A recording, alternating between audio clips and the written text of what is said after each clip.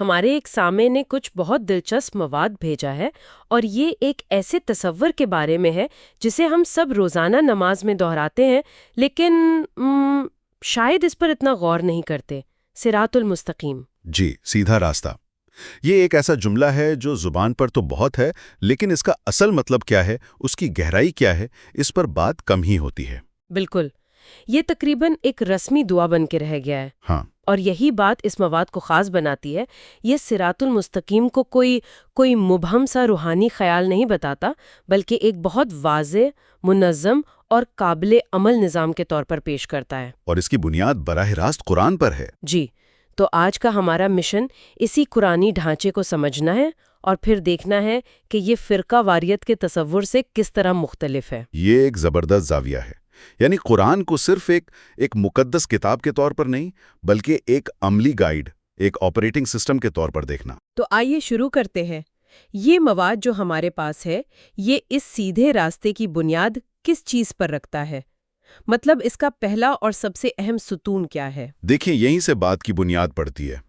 مواد کے مطابق صراط مستقیم کا پہلا اور غیر متزلزل ستون ہے خالص توحید۔ اچھا، لیکن یہ صرف اللہ کو ایک ماننے کا نام نہیں، یہ اس سے کہیں زیادہ گہرا ہے۔ اچھا، اس کی تھوڑی وضاحت کریں۔ عام طور پر توحید کا مطلب تو اللہ کی وحدانیت ہی سمجھا جاتا ہے۔ جی، لیکن یہاں اس کا عملی مطلب ہے صرف اور صرف اللہ سے مکمل اور غیر مشروط وفاداری۔ غیر مشروط وفاداری؟ اس کا مطلب ہے کہ آپ کی زندگی میں کوئی دوسرا حتمی اتھارٹی نہیں ہو سکتا، کوئی روحانی ثالث نہیں، چاہے وہ کوئی عالم ہو، بزرگ ہو، کوئی تنظیم ہو یا کوئی ریاست ہو۔ واہ، یہ تو بہت بڑی بات ہے۔ مواد یہ کہتا ہے کہ اگر کسی بھی ہستی کی اطاعت اللہ کے اصولوں جیسے انصاف یا سچائی سے ٹکرائے تو وہ توحید کی خلاف ورزی ہے۔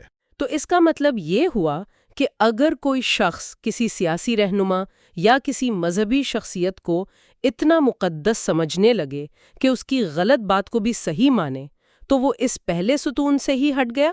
بالکل۔ مواد نے اس کی مثالیں بھی ہیں، جیسے مذہبی قوم پرستی، جہاں قوم خدا کا درجہ اختیار کر لیتی ہے، یا شخصیت پرستی، جہاں کسی رہنما کو تنقید سے بالاتر سمجھ لیا جاتا ہے۔ جی، توحید ایک ایسا محور ہے جو آپ کی وفاداری کو ہر کسی سے ہٹا کر صرف سچائی اور اللہ کے اصولوں پر مرکوز کر دیتا ہے۔ اس کے بغیر یہ راستہ قائم ہی نہیں رہ سکتا۔ ٹھیک ہے، یہ بہت واضح ہے، لیکن یہاں ایک سوال پیدا ہوتا ہے۔ اگر رہنمائی علماء، بزرگوں یا تنظیموں سے نہیں لینی، تو پھر ایک عام انسان کو اسے ہدایت کہاں سے ملے گی؟ صحیح۔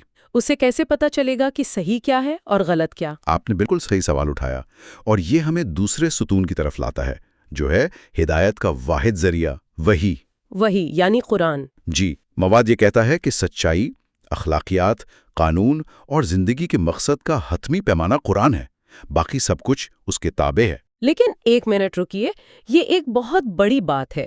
بہت سے لوگ کہیں گے کہ 1400 سال پرانی کتاب آج کے مسائل پر، جیسے آرٹیفیشل انٹیلیجنس کے اخلاقی اصول یا کلائمیٹ چینج، اس پر براہ راست رہنمائی کیسے دے سکتی ہے؟ یہ ایک بہترین سوال ہے، اور مواد یہ نہیں کہتا کہ قرآن ہر چیز کا کوئی ٹیکنیکل مینول ہے۔ اچھا، بلکہ یہ کہ وہ بنیادی اصول اور اقدار فراہم کرتا ہے جن کی روشنی میں ان نئے مسائل کو حل کیا جائے۔ مثال کے طور پر قرآن انصاف، ماحولیاتی توازن یعنی میزان اور انسانی جان کے تقدس پر زور دیتا ہے۔ ٹھیک ہے، یہی اصول اے آئی کی اخلاقیات اور کلائمیٹ چینج کی پالیسیوں کی بنیاد بنیں گے، ہے نا؟ صحیح۔ اور اس میں ایک اور اہم نقطہ یہ بھی ہے کہ سنت یعنی پیغمبر کا طریقہ وہ قرآن کی عملی تشریح ہے، ایک زندہ مثال ہے، نہ کہ کوئی متوازی مذہب۔ تو اس کا مطلب یہ ہوا کہ راستہ وراثت میں نہیں ملتا، اسے ہر دور میں وحی کی روشنی میں شعوری طور پر تلاش کرنا پڑتا ہے۔ بالکل۔ یہاں ایک اور نقطہ ہے جس نے مجھے واقعی چونکا دیا۔ مواد کہتا ہے کہ یہ صرف عقیدے یا نظریے کا معاملہ نہیں ہے۔ جی ہاں، اور میرے خیال میں یہ اس پورے ڈھانچے کا سب سے عملی حصہ ہے۔ تیسرا ستون ہے ایمان اور عمل صالح۔ ایمان اور نیک عمل، یعنی ایمان اور نیک عمل کا لازم و ملزوم ہونا۔ مواد نشاندہی کرتا ہے کہ قرآن میں 50 سے زائد بار یہ جوڑی آئی ہے، جو لوگ ایمان لائے اور نیک عمل کیے۔ تو یہ ایک بہت بڑا نقطہ ہے جو مواد سامنے لاتا ہے کہ اسلام میں ایمان کوئی ذہنی کیفیت نہیں بلکہ ایک ایکشن پلان ہے. یہ صرف سوچنے کی چیز نہیں، کرنے کی چیز ہے. بالکل یہی بات ہے.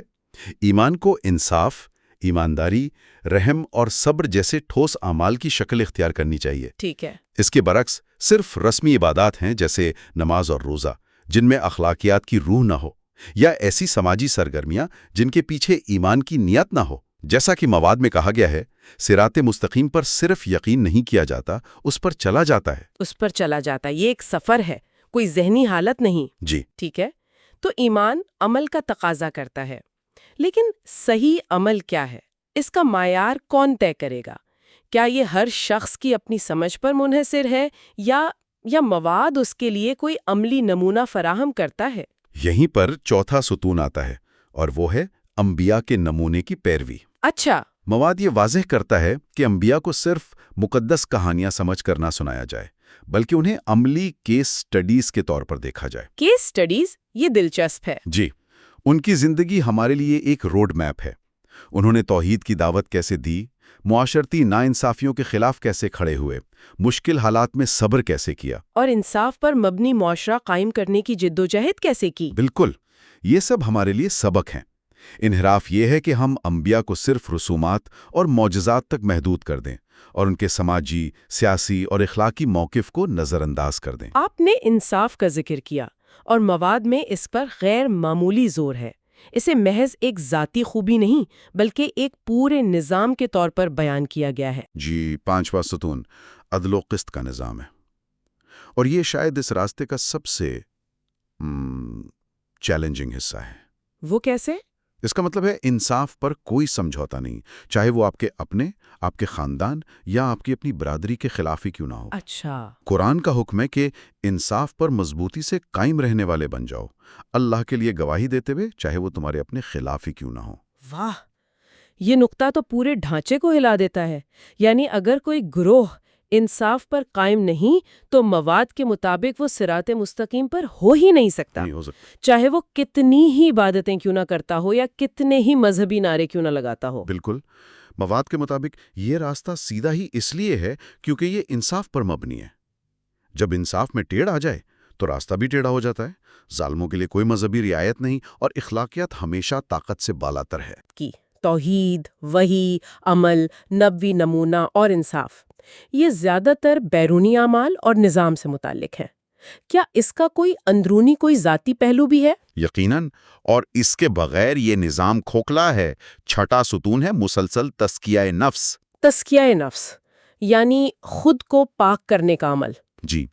تو تزکیہ نفس ایک طرح سے آپ کے دل کا اینٹی وائرس ہے.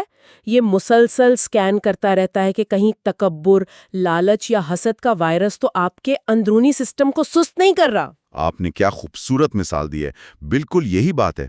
مواد کہتا ہے کہ اگر آپ کا اندرونی آپریٹنگ سسٹم ہی کرپٹ ہے تو آپ سیدھے راستے پر چل ہی نہیں سکتے. صحیح. تزکیہ کا مطلب ہے تکبر، لالچ، منافقت اور حسد جیسی اندرونی بیماریوں کو پہچاننا اور انہیں ختم کرنے کی مسلسل کوشش کرنا، اور ان کی جگہ عاجزی، خلوص، شکر اور صبر جیسی صفات کو پروان چڑھانا. جیسا کہ مواد میں لکھا ہے، ایک ٹیڑھا دل سیدھے راستے پر نہیں چل سکتا. بالکل.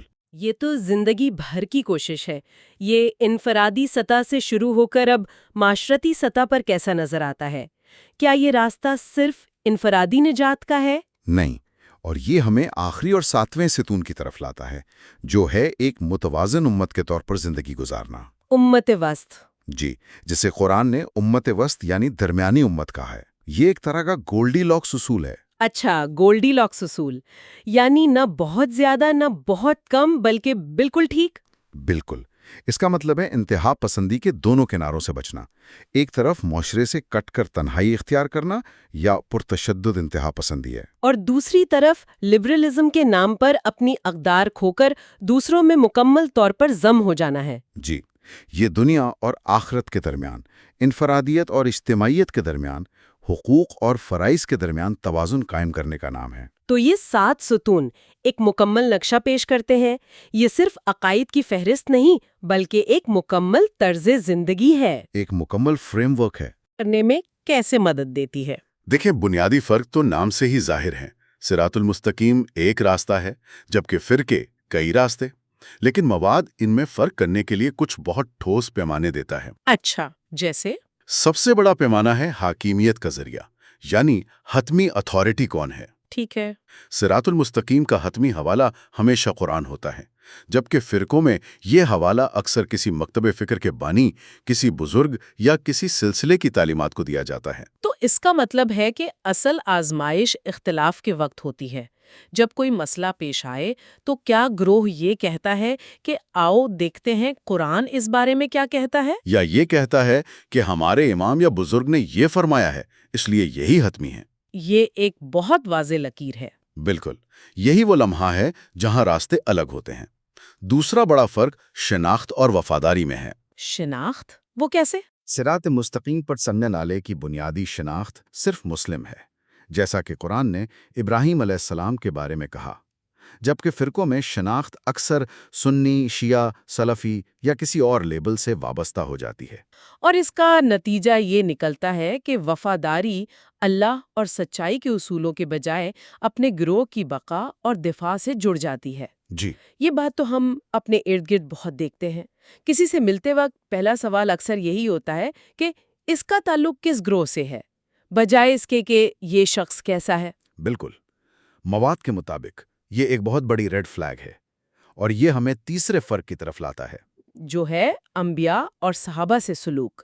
جی، سیدھے راستے پر چلنے والا انبیاء اور ان کے ساتھیوں کو ایک نمونے کے طور پر دیکھتا ہے، جن کی زندگی سے سیکھا جائے، ان کی کامیابیوں سے بھی اور ان کی انسانی غلطیوں سے بھی۔ ٹھیک ہے۔ جبکہ فرقوں میں وہ اکثر ایسے مقدس علامتی نشان بن جاتے ہیں جن کا ہر قیمت پر دفاع کرنا ہوتا ہے۔ اس طرح تاریخ سبق سیکھنے کا ذریعہ نہیں رہتی، بلکہ ایک جنگ کا میدان بن جاتی ہے۔ جی بالکل۔ یہ تو آن لائن بحثوں کی بہترین عکاسی ہے۔ ایسا لگتا ہے کہ لوگ تاریخ سے سیکھنے کے بجائے اپنی ٹیم کے تاریخی ہیروز کا دفاع کر رہے ہیں اور دوسری ٹیم کے ہیروز پر حملہ کر رہے ہیں۔ اور اسی سے چوتھا فرق پیدا ہوتا ہے، جو شاید سب سے تکلیف دہ ہے: علم مقابلہ تبدیلی۔ علم مقابلہ تبدیلی۔ صراط المستقیم پر علم کا مقصد تقوی، اللہ کا شعور، کردار کی تعمیر اور انصاف کا حصول ہے۔ علم آپ کو ایک بہتر انسان بنانے کے لیے ہے، جبکہ فرقہ واریت میں علم کا مقصد اکثر بحث جیتنا، اپنے گروہ کی برتری ثابت کرنا اور اسناد اکٹھا کرنا ہوتا ہے۔ جی، مواد میں ایک بہت چبھتا ہوا جملہ ہے جسے میں بھول نہیں پا رہی۔ فرقہ واریت کا ایک جال یہ ہے کہ علم کلام بڑھتا جاتا ہے اور اخلاق سکڑتا جاتا ہے۔ یہ تو سیدھا دل پر لگتا ہے۔ یہ واقعی گہری بات ہے۔ علم اگر آپ کے اندر عاجزی اور رحم پیدا نہیں کر رہا تو وہ صرف معلومات کا بوجھ ہے۔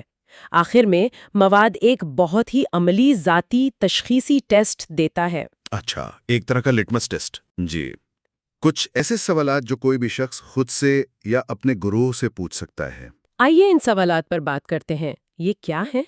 پہلا سوال: کیا میں اپنے گروہ میں اختلاف رائے کر سکتا ہوں بغیر نکالے جانے یا غدار کہلائے جانے کے؟ یہ تو بہت بڑا سوال ہے۔ دوسرا: جب میرے بزرگوں، امام یا عالم کی رائے قرآن سے ٹکرائے تو کیا قرآن کو فوقیت دی جا سکتی ہے؟ تیسرا: کیا ہمارے گروہ میں شامل ہونے سے لوگوں میں انصاف، رحم اور سچائی جیسی صفات میں اضافہ ہو رہا ہے یا صرف گروہی تعصب بڑھ رہا ہے؟ اور آخری سوال؟ اور آخری اور سب سے اہم: کیا اللہ ہماری گروہی شناخت سے بڑا ہے؟ یہ سوالات تو آئینے کی طرح ہیں۔ مواد کہتا ہے کہ اگر ان سوالوں کا جواب نہیں میں ہے تو وہ صراط المستقیم نہیں، چاہے وہ راستہ بظاہر کتنا ہی اسلامی کیوں نہ لگے۔ بالکل۔ تو خلاصہ یہ ہے کہ صراط المستقیم مسلمان بناتا ہے جو اصولوں پر چلتا ہے، جبکہ فرقہ واریت ممبر بناتی ہے جو تنظیم سے وفادار ہوتا ہے۔ بالکل صحیح۔ ایک آفاقی دعوت ہے، دوسرا ایک مخصوص برانڈ ہے۔ تو آج ہم نے صراط المستقیم کے 7 ستونوں کا ایک خاکہ دیکھا، خالص توحید کی غیر متزلزل بنیاد سے لے کر ایک متوازن معاشرے کی تشکیل تک، اور پھر اس متحد نظریے کا موازنہ فرقہ واریت کی تفریقہ انگیز نوعیت سے کیا۔ اور یہ صرف لیبلز اور ناموں سے ہٹ کر اصولوں پر بات کرنے کی دعوت ہے۔ یہ کسی گروہ پر حملہ نہیں، بلکہ اصولوں کی بنیاد پر خود احتسابی کا ایک فریم ورک ہے۔ بالکل۔ آخر میں مواد ایک بہت گہرا سوال چھوڑ جاتا ہے جس پر غور کرنا چاہیے۔ وہ یہ کہتا ہے کہ اکثر ہر فرقے کے پاس سچائی کا کچھ نہ کچھ حصہ ہوتا ہے۔ لیکن مکمل راستہ کسی کے پاس نہیں۔ جی، اور یہیں سے اصل چیلنج شروع ہوتا ہے۔ سوال یہ ہے کہ کوئی شخص قرآن میں مذکور اللہ کی رسی کو مضبوطی سے کیسے تھامے، نہ کہ مخصوص گروہوں کی چھوٹی چھوٹی رسیوں کو، جبکہ وہ ان گروہوں میں موجود اچھائی اور علم سے سیکھنے کا عمل بھی جاری رکھے۔ جی، یہ توازن کیسے قائم کیا جائے کہ آپ کسی ایک کنویں میں قید نہ ہوں لیکن پورے سمندر سے بھی فائدہ اٹھا سکیں؟ یہ ایک ایسا سوال ہے جس کا جواب ہر کسی کو خود تلاش کرنا ہے۔